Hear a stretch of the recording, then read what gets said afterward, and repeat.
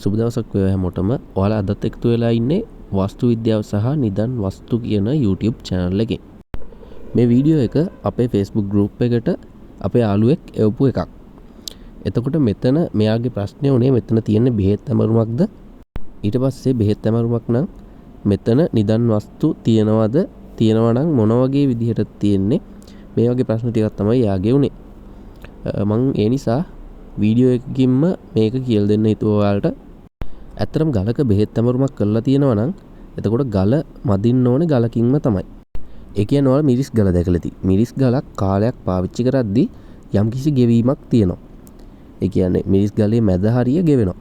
මෙන්න මේ වගේ තමයි බෙහෙත් ඇමරුමක් අපිට බලා ගන්න පුළුවන් වෙන්නේ. ගොඩක් වෙලාවට මෙතන ගොඩක් සිනිදු. ඒ කියන්නේ ගල හොඳට මැදිලා සිනිදු වෙලා තමයි තියෙන්නේ.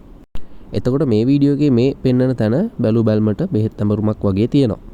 අනිත් කාරණාව තමයි මේ බෙහෙත් ඇමරුමකින් හදාගත්තු මිශ්‍රණය ගොඩක් වෙලා තියාගන්න බෑ. උපරිම තප්පර 5-10ක් අතර කාලයක් වගේ තමයි තියාගන්න පුළුවන්. ඊට පස්සේ ඒක හයි වෙනවා. එතකොට බෙහෙත් ඇමරුමක් කරලා හදාගත්තු මිශ්‍රණයක් නම් අනිවාර්යෙන් තප්පර 5-10ක් වගේ ඇතුළත පාවිච්චියට ගන්න ඕනේ. ඒ කියන්නේ මේ බෙහෙත් ඇමරුම කරපු ස්ථානයේ ඉඳලා කිලෝමීටර් ගණන් දුරින් තියෙන විදිහක් නැහැ කිසිම දෙයක්.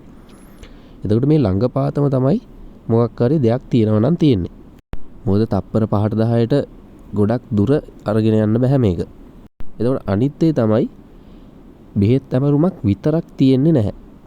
මොකක් හරි සලකුණක් තියෙන්නත් ඕනේ. ඒ සලකුණෙන් තමයි අපිට තීරණය කරන්න වෙන්නේ කොතනද තියෙන්නේ, ඒ වගේම මොකද්ද තියෙන්නේ. මේ වගේ දේවල් ටික අපිට තීරණය කරන්න වෙන්නේ ඒ සලකුණත් එක්ක.